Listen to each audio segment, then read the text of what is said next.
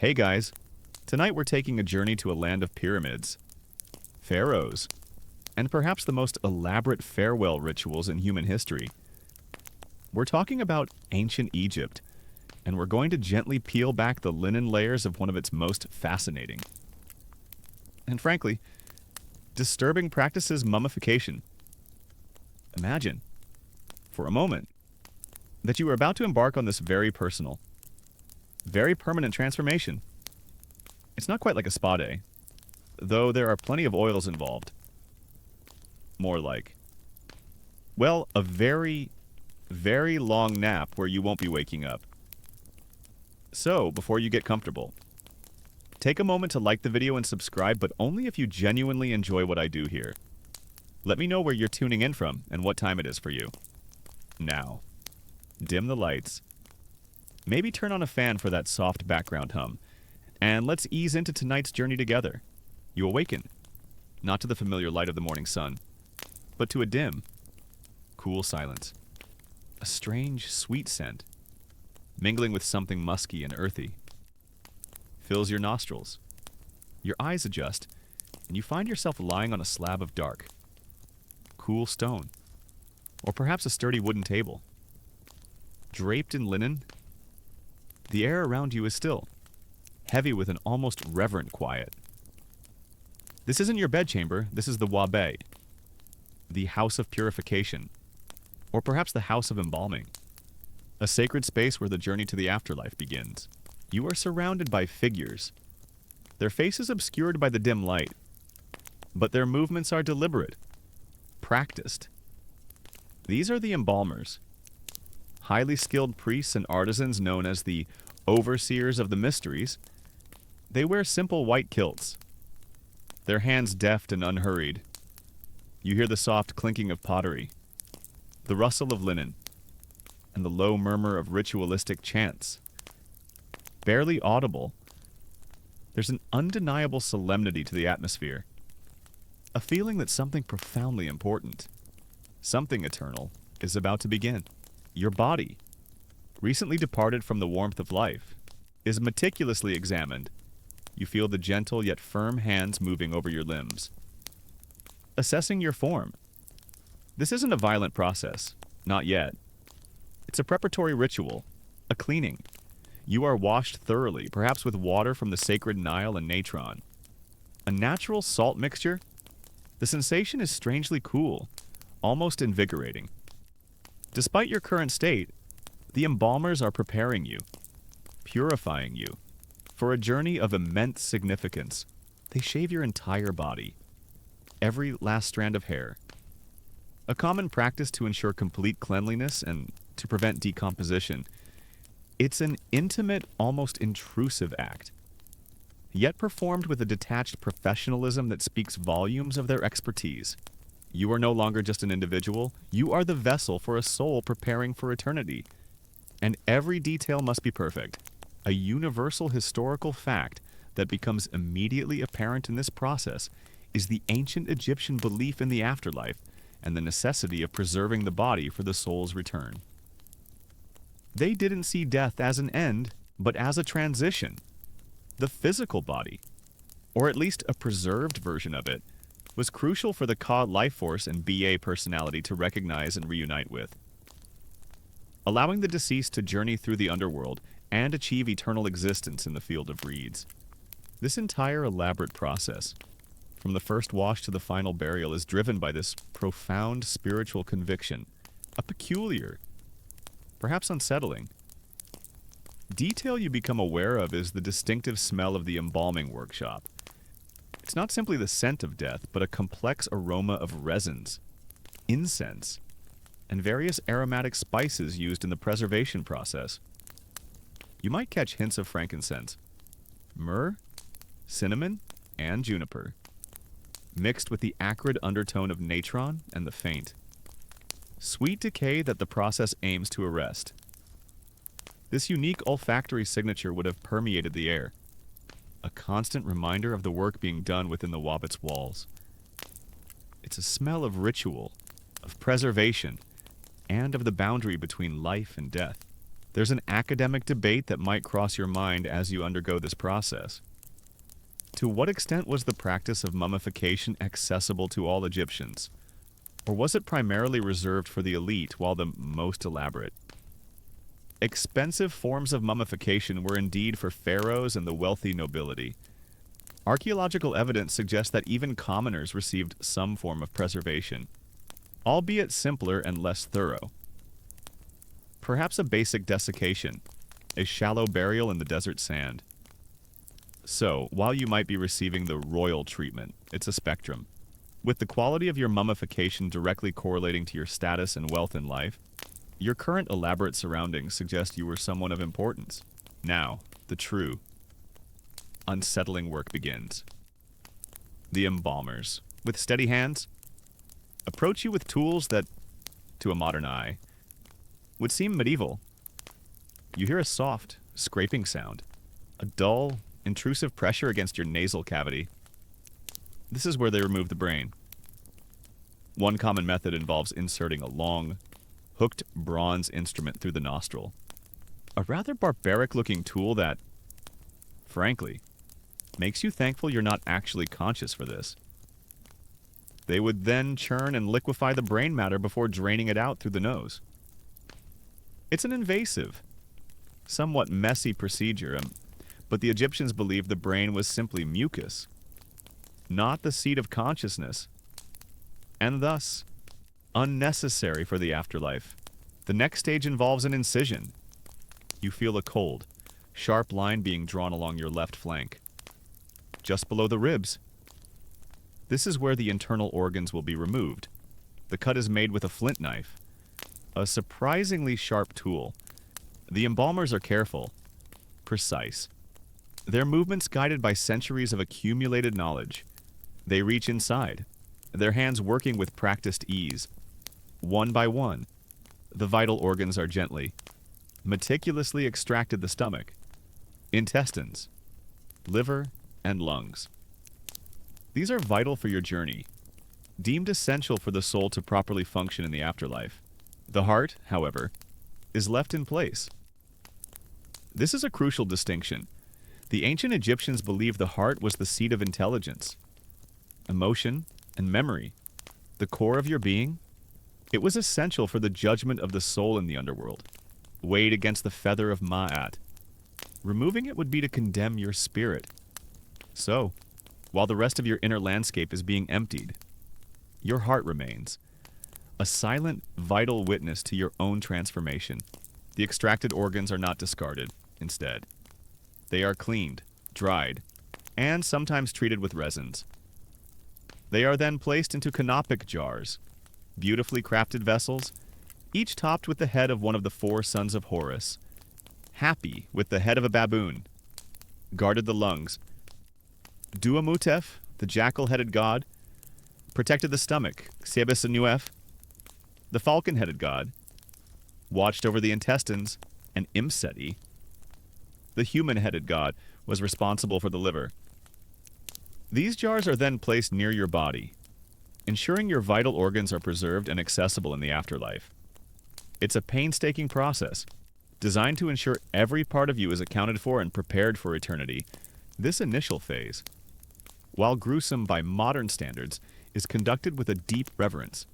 The embalmers are not just performing a medical procedure, they are enacting a sacred ritual, preparing a god, or at least a blessed individual, for a divine journey. Every cut, every wash, every placement of an organ into a canopic jar is imbued with religious significance. You are not merely a corpse, you are a hopeful voyager, and they are your guides to the eternal realm, with your internal organs meticulously placed in their canopic jars. The focus of the embalming process now shifts to the most critical stage: dehydration. The goal is to remove every last drop of moisture from your body, preventing the inevitable decay that would otherwise claim you. This isn't a quick process, it's a long, patient waiting game, governed by the relentless power of a very special natural salt. You feel a dry, coarse substance being carefully packed around and inside your now empty torso. This is natron, a naturally occurring salt found in dried lake beds in Egypt, particularly in the Wadi el Natron. It's a mixture of sodium carbonate, sodium bicarbonate, sodium chloride, and sodium sulfate. This isn't your kitchen table salt, it's a powerful desiccant. With an incredible ability to absorb moisture, they fill your body cavities, not just where your organs once were, but they also carefully pack it around your limbs, over your chest, and around your head. Soon, you are completely buried in a mound of this granular, whitish substance, almost as if you've been swallowed by a gentle mineral sand dune. The sensation, if you could feel it, would be one of incredible dryness, a slow but relentless drawing out of every fluid. It feels as if your very essence is being leached away, replaced by the crisp, preserving power of the earth, the air, and the wabet. Already dry becomes even more so, filled with the faint, almost metallic tang of the natron. This is where the magic, or rather, the science, of mummification truly happens. For approximately 40 to 70 days, you remain in this bed of natron. The embalmers carefully monitor the process, occasionally replenishing the natron or adjusting your position to ensure even drying. This period is crucial. It's the time when your body undergoes its most dramatic transformation, shrinking slightly as the water evaporates, and your skin begins to take on a leathery, hardened quality. It's a meticulous, hands-on job, requiring constant attention to detail to ensure perfect preservation. A universal historical fact that this stage vividly illustrates is the sophistication of ancient Egyptian chemical and anatomical knowledge. Without a modern understanding of microbiology or decomposition, they intuitively understood the critical role of dehydration in preventing decay. Their empirical observation and experimentation with materials like natron demonstrate a remarkable level of practical science, honed over thousands of years, all in service of their profound spiritual beliefs. They were, in essence, ancient organic chemists, perfecting their craft through trial and error. A fascinating, less commonly known detail that might surprise you is that the natron didn't just dry the body, it also acted as a disinfectant and a deodorizer. The various components of natron would have helped to inhibit bacterial growth and neutralize the unpleasant odors associated with decomposition. So, while it was primarily a dehydrating agent, it served multiple purposes, making the entire embalming process more effective and, frankly, a bit more tolerable for the embalmers themselves. Imagine working in that environment for weeks on end. It gives a new appreciation for their dedication as your body slowly desiccates. An intriguing academic debate arises. How much of the Egyptian mummification process was based on purely practical, empirical observation, and how much was guided by religious ritual and magical belief? While the drying process with natron is clearly a scientific endeavor, the specific incantations, amulets, and symbolic gestures performed at each stage suggest a deep intertwining of the practical and the spiritual. Were certain steps performed because they worked, or because the gods demanded it, or perhaps both? You, lying there, are a subject of both scientific method and divine intent. A silent testament to this complex relationship, the transformation is subtle at first, then becomes more pronounced. Your skin tightens, drawing taut over your bones. Your features, once soft and yielding, become sharper, more defined. The body you inhabited in life is slowly, irrevocably becoming something new, a vessel designed for eternity, impervious to the ravages of time. It's a silent, profound metamorphosis, guided by the unseen forces of chemistry and the ancient beliefs of a civilization obsessed with the hereafter. During this long drying period, the embalmers don't just leave you to desiccate, they attend to other parts of the body. Your hair, having been shaved, might now be styled, or if you were particularly wealthy, perhaps a wig would be prepared for you. Your nails, having been carefully inspected and cleaned, might be bound to prevent them from falling off during the desiccation. They might even plug your nostrils with beeswax or resin to maintain the shape of your nose. Every detail, no matter how small, is considered and addressed, all in the service of creating the most perfect and enduring likeness of your living self. After the prescribed period, usually around 40 days, you are carefully removed from the bed of natron. The salt is brushed away, revealing the dried, preserved form beneath. You are noticeably lighter, your skin a darker, leathery hue. The process of dehydration has been successful.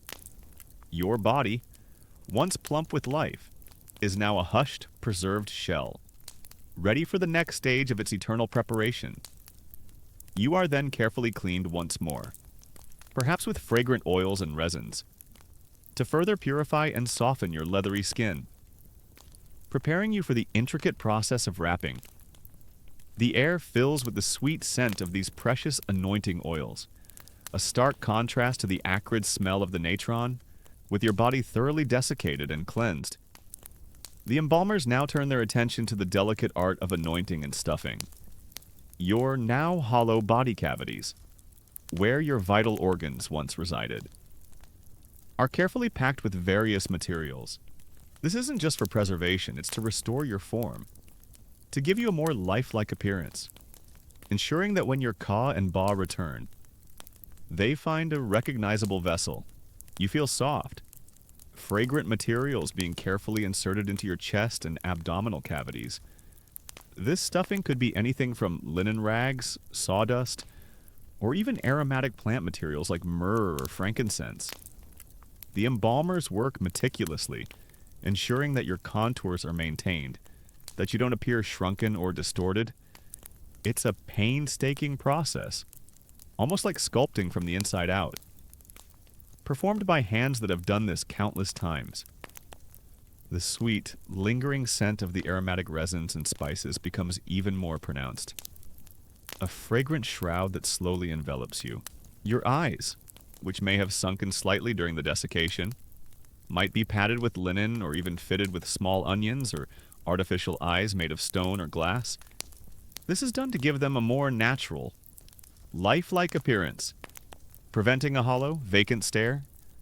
Your nostrils, as you recall, might have already been plugged with beeswax.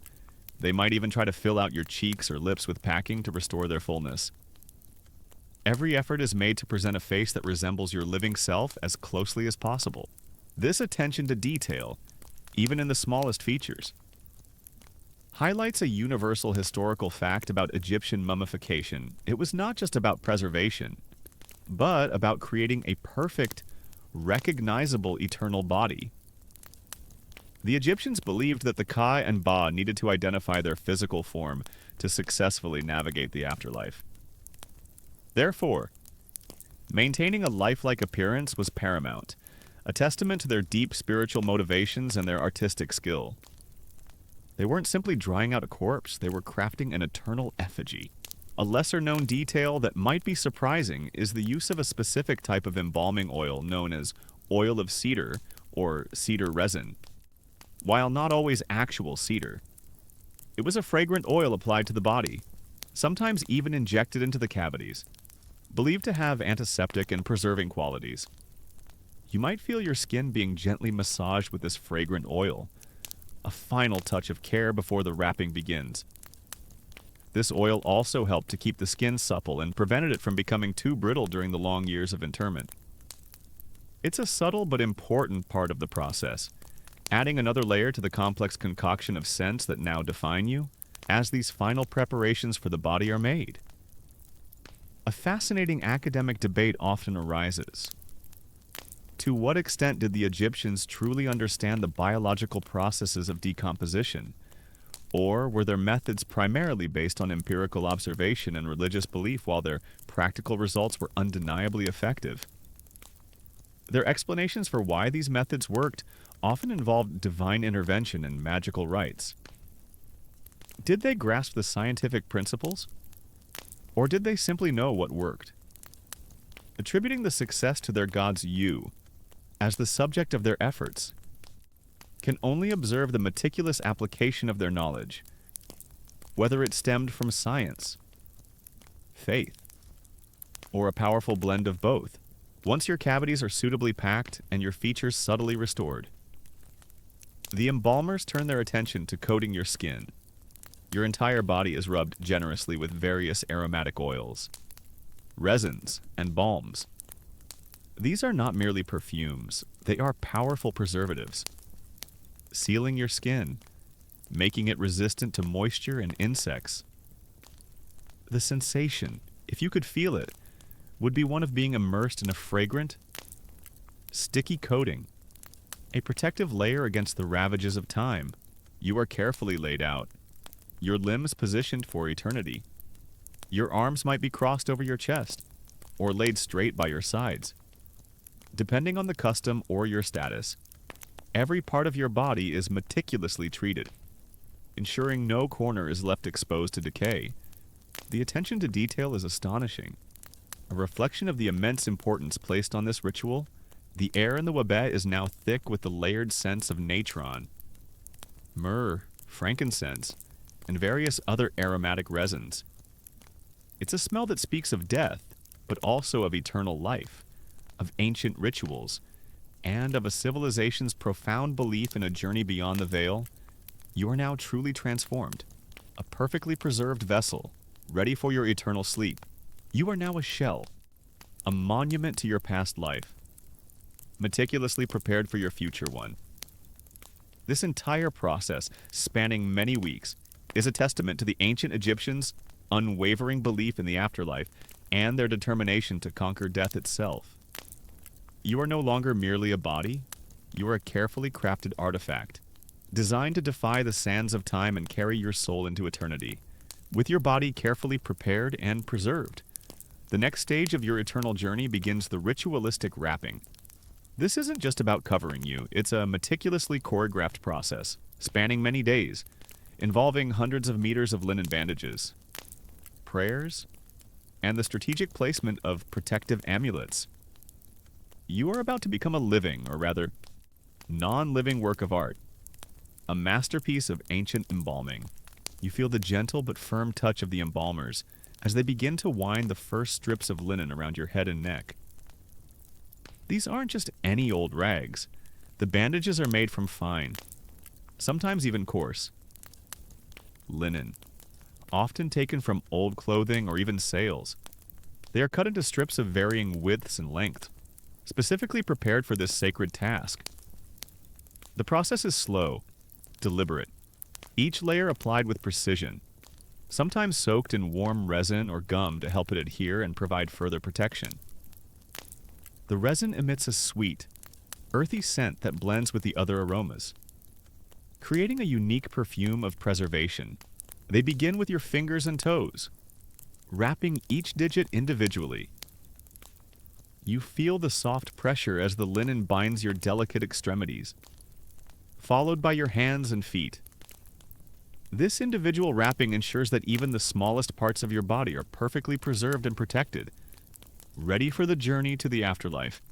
It's an incredibly intricate task, demanding immense patience and skill from the embalmers. Next, your limbs are wrapped, layer upon layer, until they are firm and unyielding. The embalmers work systematically, ensuring that no part of your body is left exposed. They carefully maneuver your arms and legs, positioning them for their eternal rest, often crossing your arms over your chest, a posture of solemn dignity. With each new layer, you feel more cocooned, more secure, transformed from a recognizable body into a sculpted form. This meticulous wrapping highlights a universal historical fact. The sheer volume of linen used in mummification was astounding. A single mummy could require hundreds of meters, sometimes even more than a kilometer, of bandages. This massive consumption of linen speaks volumes about the economic investment and the labor involved in the process, underscoring its profound importance in ancient Egyptian society. The linen itself wasn't just fabric, it was a protective casing, a symbolic barrier between the transient world and the eternal. a fascinating, less commonly known detail that you might observe if you could.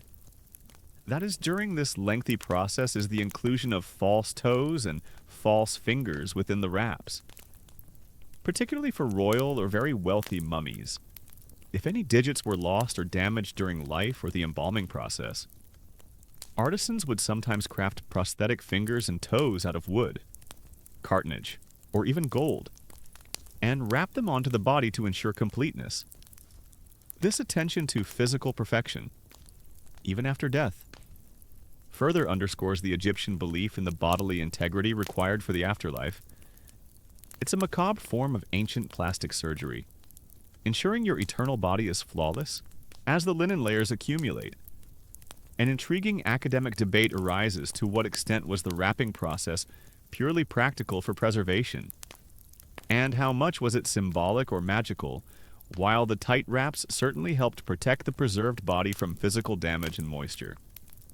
The inclusion of specific patterns, knots, and the strategic placement of amulets strongly suggest a magical or ritualistic purpose. Were certain wrapping techniques believed to ward off evil spirits or guide the soul? You, encased in these layers, are a testament to this dual purpose, a meeting point of practical science and mystical belief. The wrapping continues for many days, sometimes even weeks. Each layer is smoothed, each fold carefully considered. Your body is gradually transformed into a compact, stylized form, a human silhouette encased in linen. The embalmers might even paint or draw on the outer layers of the bandages, depicting images of protective deities or scenes from the Book of the Dead.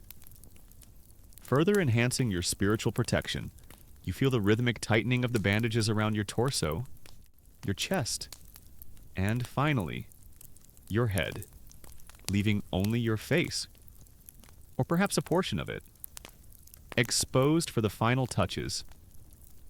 The air grows warmer with the close presence of the embalmers, their soft chants and murmurs providing a continuous, calming soundscape. You are nearing the completion of this extraordinary transformation. Finally, your face is carefully covered, perhaps with a shroud, or a death mask is prepared to be placed over your head. This mask, often made of cartonnage layers of linen and plaster, or even solid gold for royalty, would be painted with your likeness, serving as a final, idealized representation of your living self. It's the ultimate identifier for your returning Ka and Ba, a perfect visage to guide them home. The entire process is a profound act of faith, a testament to the ancient Egyptians' unwavering belief in eternity. You are no longer just a body. You are a carefully crafted vessel, prepared for a journey across the threshold of death, ready to embark on your eternal existence. The final knot is tied, the last layer smoothed, and you lie there, a wrapped enigma, a silent testament to a civilization's enduring quest for immortality. As the final bandages are meticulously applied, you are no longer a body, but a chrysalis, cocooned for eternity. Now comes the moment of spiritual protection, the weaving of ancient magic and divine favor into your very being. This is where the world of the living truly attempts to bridge the gap to the world of the dead, ensuring your safe passage through the treacherous underworld. You feel the slight shifting as the embalmers, or perhaps priests now, carefully insert amulets between the layers of your linen wrappings. These aren't just pretty trinkets. Each one holds specific magical power, a miniature shield against the dangers you are about to face. You sense the cool, hard presence of these small objects against your preserved skin.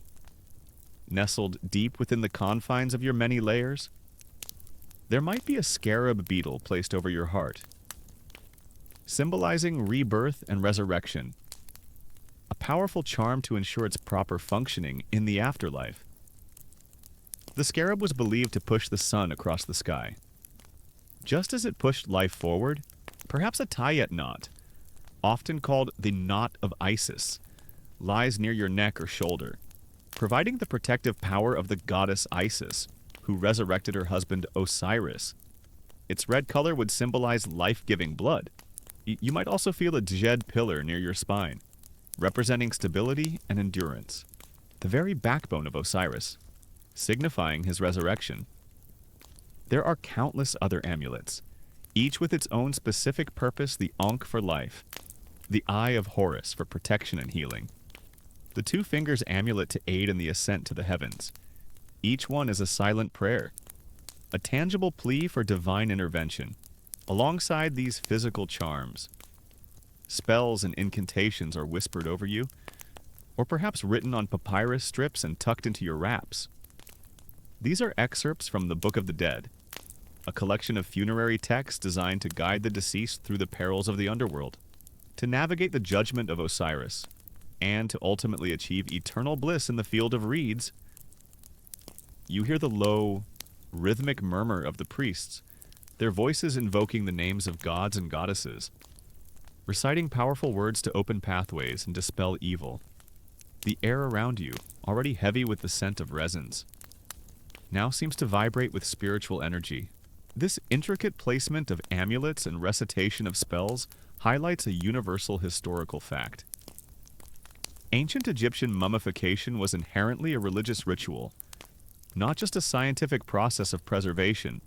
Every step, from the removal of organs to the final wrapping, was imbued with profound spiritual significance, intended to prepare the deceased not just physically but spiritually for their journey to the afterlife.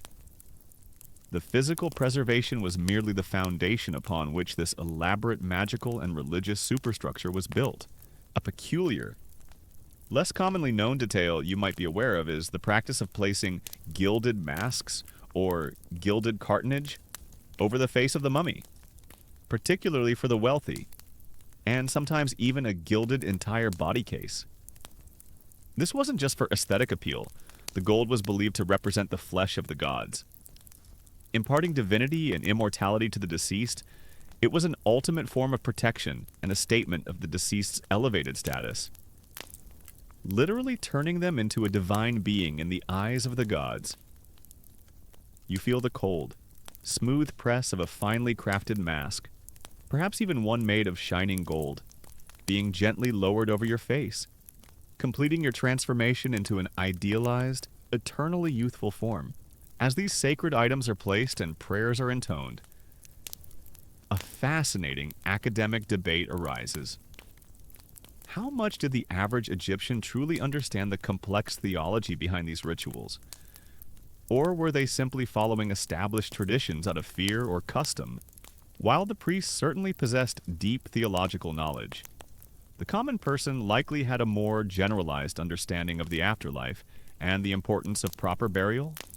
Were the specific spells and amulets truly believed to work magic? Or were they more comforting symbolic gestures? You, silent and unmoving, are the recipient of beliefs passed down through generations. Whether fully comprehended or simply faithfully executed, the final layers of linen are applied, securing all the amulets and papyrus scrolls within your cocoon. The tightness of the wraps feels almost comforting now, a final embrace before your eternal rest. You are a tightly bound package, a sacred bundle prepared for the divine mail service of the underworld.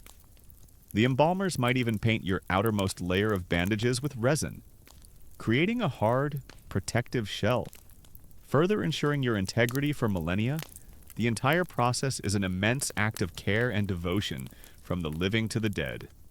The resources poured into your mummification, the precious resins, the fine linen, the skilled labor, the valuable amulets, speak volumes about your status in life and the desperate hope of your loved ones for your successful passage into eternity.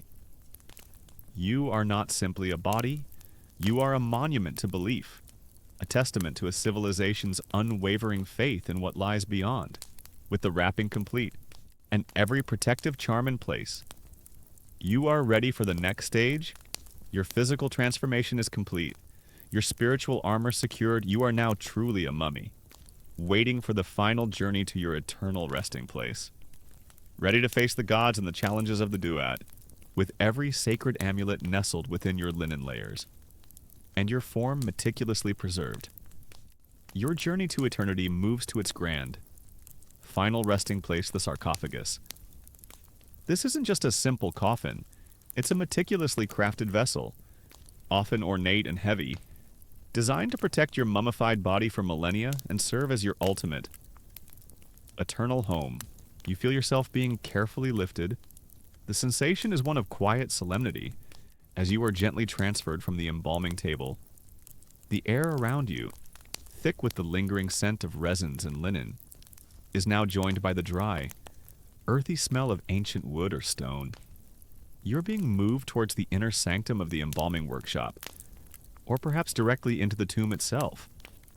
Depending on your stature and the specific rituals being followed, the first layer of your eternal home is often a series of nested coffins for someone of your apparent importance. There might be several, each one fitting snugly inside the last. Like a set of divine Russian dolls, the innermost coffin, often anthropoid, human-shaped, and beautifully painted with your idealized image, is likely made of fine wood, perhaps cedar from Lebanon, or sycamore fig. You feel the cool, smooth surface of the wood against your wrapped form as you are carefully laid inside. The interior might be painted with protective spells or images of gods, ensuring a safe passage through the underworld. As the lid of this first coffin is gently lowered and sealed, a new, comforting darkness envelops you. But the journey isn't over. This coffin is then placed inside a larger one, perhaps more elaborately decorated, reflecting your wealth and status. This nesting process continues, each layer adding another stratum of protection, another barrier against the ravages of time and the covetous hands of grave robbers. The sound of heavy lids being closed and perhaps sealed with resin or pins echoes softly, each thud a punctuation mark in your transition to eternity. This intricate process of nested coffins highlights a universal historical fact: the Egyptians' obsession with protection for the deceased. They believed that the physical body was absolutely vital for the soul's survival in the afterlife. And thus, every conceivable measure was taken to safeguard it. The layers of coffins, each sealed, provided multiple lines of defense against both physical decay and potential desecration. A testament to their unwavering commitment to eternal preservation, a less commonly known detail that you might sense. Particularly if you're in a more elaborate set of coffins, is the inclusion of a false beard on the chin of the anthropoid, coffins, and death masks.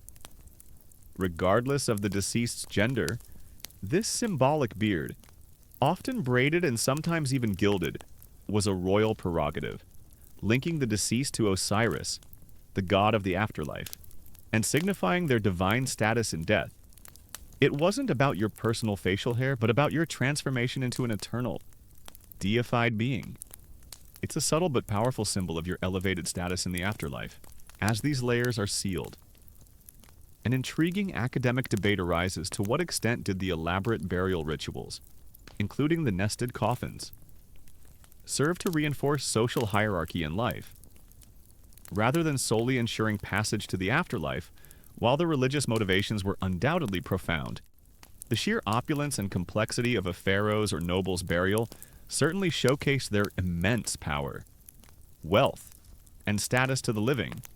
Was the grandeur of the tomb a message to the gods, or a statement to the people you, encased in these layers of precious material, are a silent testament to both the spiritual aspirations and the earthly power dynamics of ancient Egypt? Finally, the outermost layer, the grand sarcophagus, awaits. This is often a massive rectangular stone coffin, carved from granite, basalt, or limestone, its weight immense, its surface sometimes inscribed with protective hieroglyphs and vibrant paintings.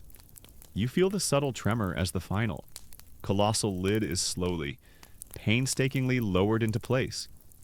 The sound of stone grating against stone is deafening in the enclosed space. A final, resonant thud that signifies the ultimate closure. The air inside becomes still, dry, and cold. You are now truly entombed, sealed within layers of wood, linen, and stone. The scents of the embalming workshop fade, replaced by the cool, dry scent of ancient stone and the lingering aroma of the resins that now permanently adhere to your wrappings. This is your eternal home, a meticulously crafted fortress designed to withstand the ravages of time and ensure your eternal peace. You are now in complete darkness. A profound silence broken only by the faint, distant sounds of the living world outside. Perhaps the murmur of priests performing final rites, or the scraping of stone as the tomb entrance is sealed. You are alone, yet surrounded by the protective magic and meticulous craftsmanship of a civilization that believed profoundly in the triumph over death. Your journey, in a physical sense, is complete. You are a mummy, perfectly preserved, encased in your sarcophagus, awaiting the moment your soul will return to reunite with your body and embark on its glorious journey through the underworld. This is not the end. It is merely the beginning of your eternal life, with your body sealed within its formidable sarcophagus. The final, poignant chapter of your earthly farewell unfolds. This isn't just about placing you in a tomb. It's about guiding your soul, your Ba and Ka, through the delicate transition from the realm of the living to the mysterious and often perilous Duat. The Egyptian underworld. These are the funeral rites, a series of elaborate ceremonies performed by priests and mourners outside your sealed resting place. You sense, from within your stone shell, the reverberation of human voices, chanting and wailing. The air outside must be filled with the lamentations of professional mourners, the kites of Nephthys, their mournful cries echoing the grief of your family and community. These are not merely expressions of sorrow. Their wails and gestures of tearing their clothes are believed to aid your soul in its journey, helping to sever its ties with the earthly realm and prepare it for the spiritual ascent. The most crucial ritual performed at this stage is the opening of the mouth ceremony. Although you are encased in your sarcophagus, this ritual is symbolically performed on your mummy, or, more often, on a statue or representation of you. You can almost feel the symbolic touch of the ceremonial odds, a tool resembling a chisel, being touched to your eyes, nose, mouth, and ears. This isn't literal, it's a magical act, intended to reanimate your senses, allowing you to breathe, see, hear, eat, and speak in the afterlife. Without this ceremony, your soul might wander aimlessly, unable to interact with the gods or partake in the offerings in the underworld. It is the ultimate act of bestowing vitality upon the deceased. This profound ritual highlights a universal historical fact. The opening of the mouth ceremony was considered absolutely essential for the deceased to function in the afterlife. It was the moment when the mummy, or its representation, was symbolically reanimated, allowing the Kai to receive sustenance and the Bai to move freely between the tomb and the realm of the living. It was the crucial bridge between preservation and eternal life, a peculiar, less commonly known detail you might be aware of is the performance of funerary feasts at the tomb entrance, or even periodically after the burial. Your family and friends, or priests acting on their behalf, would bring offerings of food, drink, and incense to the tomb, sharing a meal with you, in spirit, while you, of course, cannot partake. The ritual of providing sustenance was vital for your Kai, ensuring you would not go hungry in the afterlife.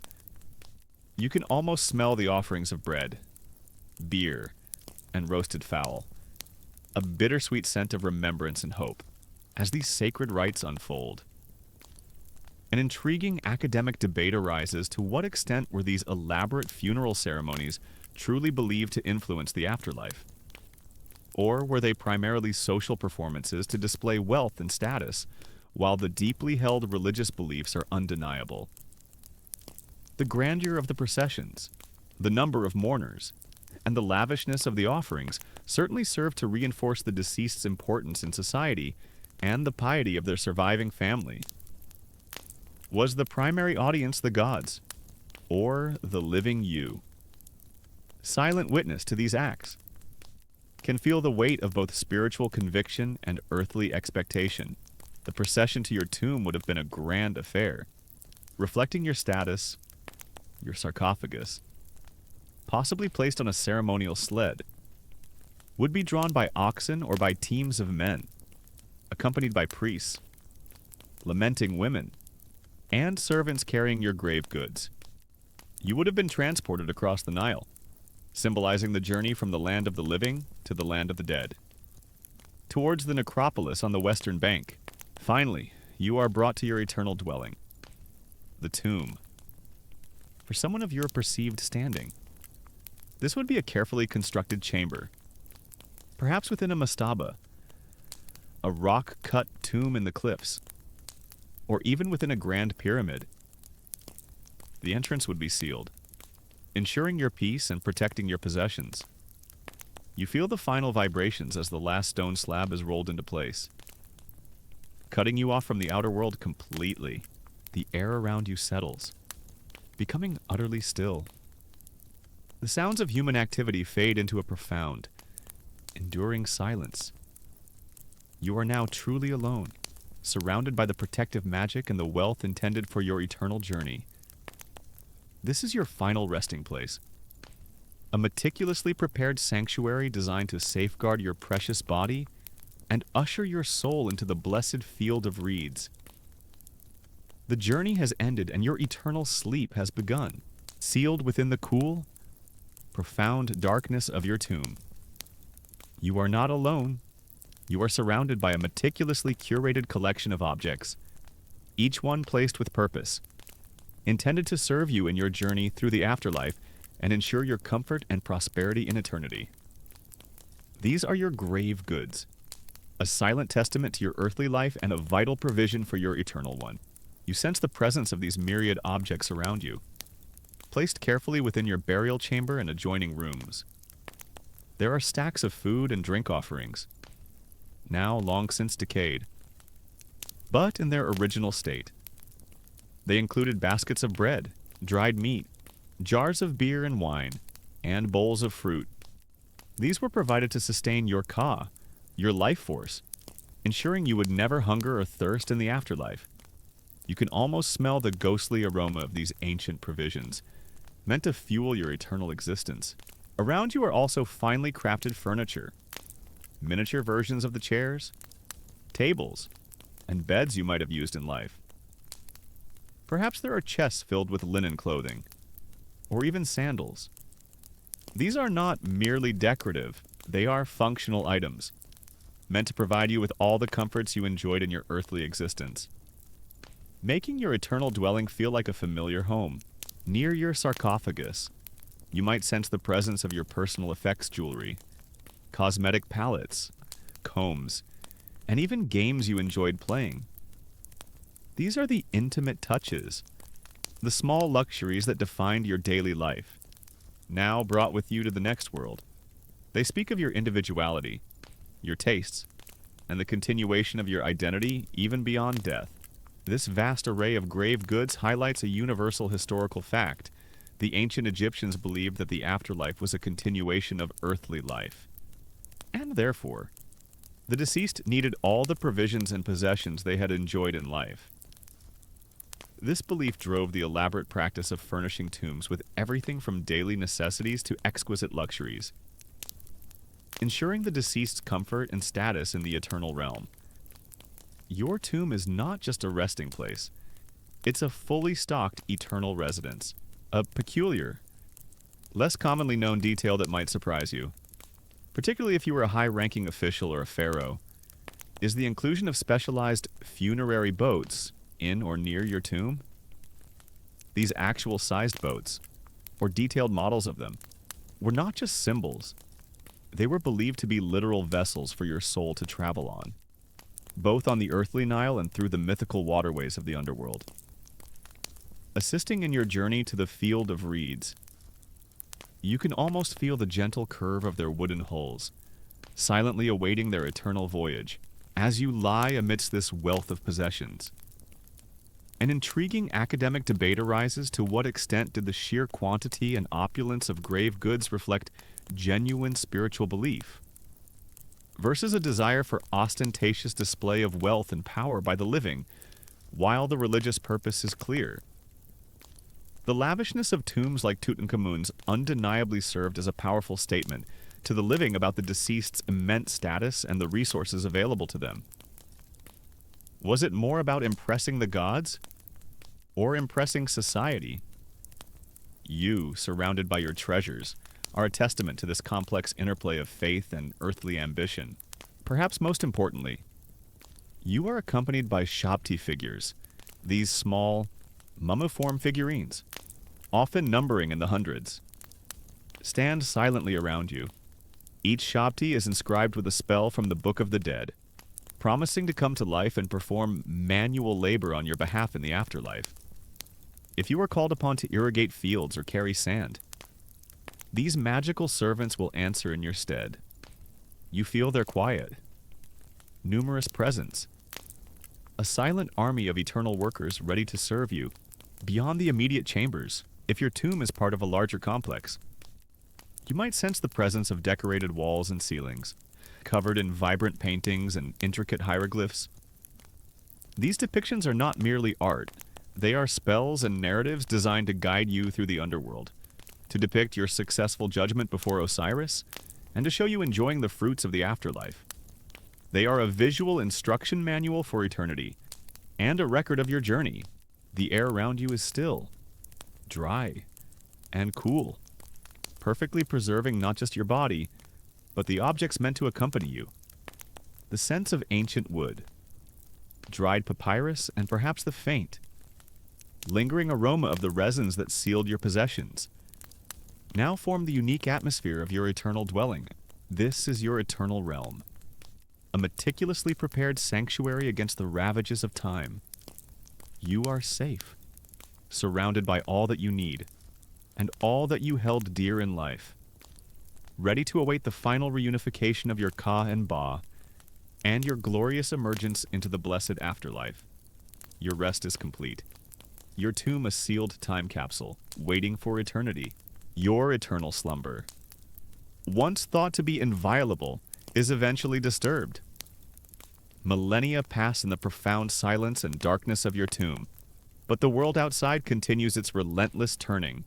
The sands shift, civilizations rise and fall, and the very memory of your existence, save for a few hieroglyphs, fades into the mists of time, until, that is, the insatiable curiosity, or perhaps the greed, of the living leads them to your sacred resting place. You sense the subtle tremors, then the faint sounds of distant digging, the scrape of tools against stone, the muffled voices of intruders. These are the grave robbers, a recurring nightmare for the ancient Egyptians, a scourge that plagued tombs from the earliest dynasties. They are driven by the lure of the immense wealth buried alongside you, the very treasures intended for your afterlife now becoming the reason for your desecration. You feel the sharp, jarring crack as tools finally breach the outer layers of your tomb. The ancient seals, placed with such care, are broken, and the cool, dry air of the outside world, now stale and dusty, invades your sanctuary, a sliver of light, then more, cuts through the millennia of darkness, revealing the dust motes dancing in the disturbed air.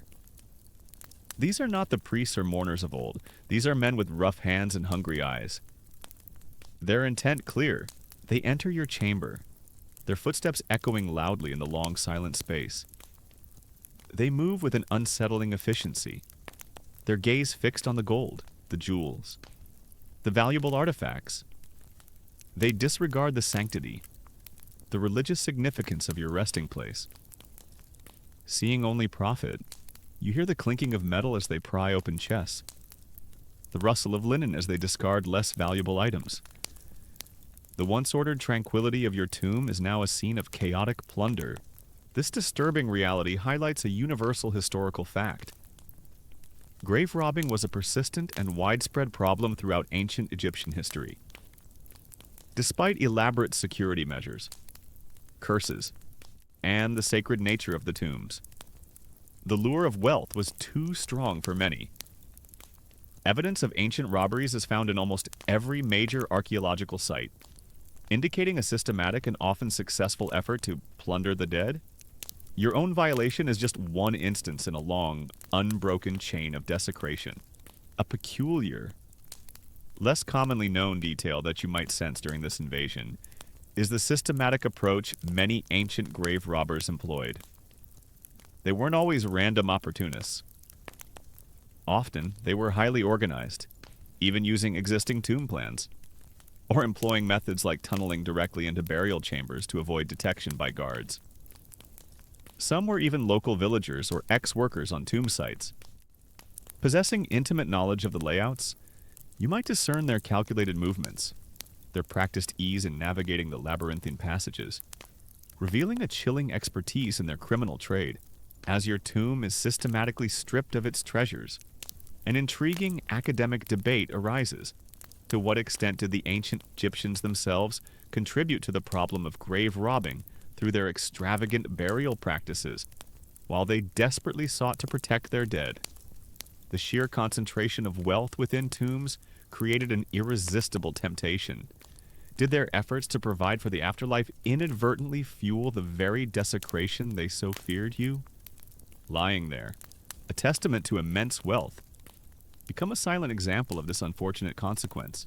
You feel the rough hands as they approach your sarcophagus. The heavy lid, meant to seal you for eternity, groans as it is slowly, painstakingly, lifted. The darkness that had been your constant companion for so long is now fully dispelled by the flickering light of their torches. Their voices, once muffled, are now clear. Their expressions a mix of excitement and anticipation as they finally reach your inner sanctum. They begin to unwrap you, layer by layer. The carefully applied linen bandages, intended to protect you, are torn away. The sacred amulets, placed with such devotion, are summarily ripped from their positions, clinking as they fall to the stone floor. The sweet, lingering scent of resins, a perfume of eternity, is replaced by the musty smell of disturbed ancient linen and the acrid odor of human avarice. Your preserved form, once so carefully prepared, is exposed to the harsh light. They might pry off any gilded masks or valuable ornaments still clinging to your person, tossing them aside in their haste.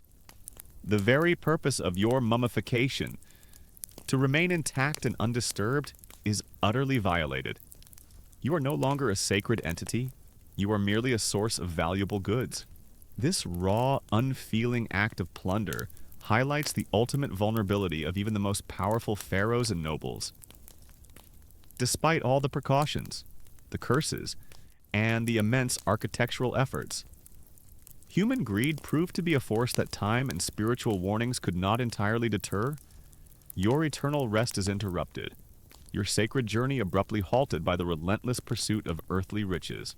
The violation of your tomb, though a jarring intrusion, paradoxically leads to a new kind of existence. Millennia after the grave robbers, a different kind of intrusion occurs. The distant rumbling returns, not of crude shovels, but of more refined tools, the hum of machinery, and the excited whispers of a language you don't understand, but which carries a different intent. These are not plunderers, but archaeologists, driven by curiosity, by the desire to understand, to uncover the hidden truths of your ancient world. You feel the subtle shift as the modern excavators meticulously work their way towards you. Unlike the crude haste of the ancient robbers, their movements are slow, precise, guided by maps and scientific method. The air that finally reaches you, after millennia of undisturbed slumber, is still dry, but carries a faint hint of the modern world outside, perhaps a distant exhaust fume, or the subtle scent of unfamiliar materials.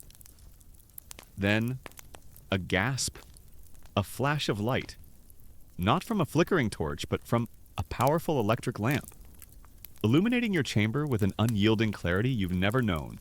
They approach your sarcophagus, not with crowbars, but with brushes and cameras. You hear the click of shutters, the soft murmur of scientific discussion. They document everything, every detail of your chamber, every artifact, before carefully, respectfully, Approaching your stone coffin, the heavy lid, which once represented your eternal security, is now lifted with mechanical precision, revealing your inner coffins, and finally, your wrapped form. This modern rediscovery highlights a universal historical fact, the fascination of the modern world with ancient Egypt, and specifically mummification, continues unabated from the early European Egyptomania to contemporary scientific studies. Mummies have captivated imaginations and driven archaeological exploration. You are now not just a deceased individual, you are a priceless historical artifact, a key to understanding a lost civilization. Your silent presence speaks volumes, a peculiar, less commonly known detail you might sense during this modern examination is the use of non-invasive technologies like X-rays and CT scans on mummies. Unlike previous eras where mummies were often unwrapped and even damaged for study, modern archaeologists prioritize preserving the mummy's integrity. You might feel the subtle, harmless penetration of invisible rays passing through your preserved body, revealing secrets of your diet, your health, your age, and even the amulets nestled within your wraps. Without a single layer of linen being disturbed, it's a silent, almost ethereal form of examination, allowing your past to speak without being physically broken. As the scientific examination of your preserved body begins, an intriguing academic debate arises: to what extent should ancient human remains, like mummies, be treated as scientific specimens for study, versus revered ancestors deserving of undisturbed rest and dignity? This ethical dilemma is at the forefront of modern archaeology and museology. While unlocking secrets about ancient diseases or daily life is invaluable, the question of disturbing the dead remains contentious. You, as the silent subject of this debate, embody this tension between scientific pursuit and cultural respect. You are carefully transported from your tomb, perhaps placed in a specially designed container, and moved to a laboratory or a museum. The journey is jarring, a complete reversal of your intended eternal stillness. You feel the vibration of modern vehicles, the changing temperatures, the artificial light of endless corridors. You are no longer hidden, you are on display, a silent ambassador from a long-lost world. In these modern settings, you are subjected to a battery of tests. Your bones are analyzed for signs of disease, your teeth for clues about your diet. The resins and materials used in your embalming are chemically identified, revealing the precise formulas of ancient artisans. Your linen wraps might reveal clues about ancient textile production. Every part of you, from your hair to your preserved nails, becomes a source of invaluable information. You become a teacher, silently imparting knowledge about ancient rituals, medical practices, and religious beliefs. Researchers pore over your form, their faces alight with discovery, deciphering the story etched into your very being.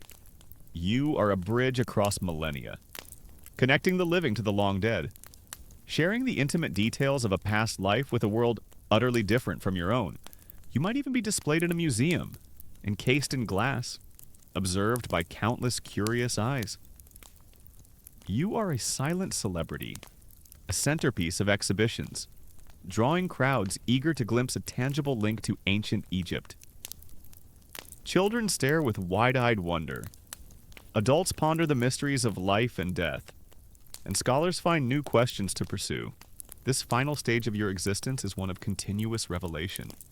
Your disturbing truths, the methods of your preservation, and the beliefs that guided your journey are laid bare, understood and reinterpreted by each new generation.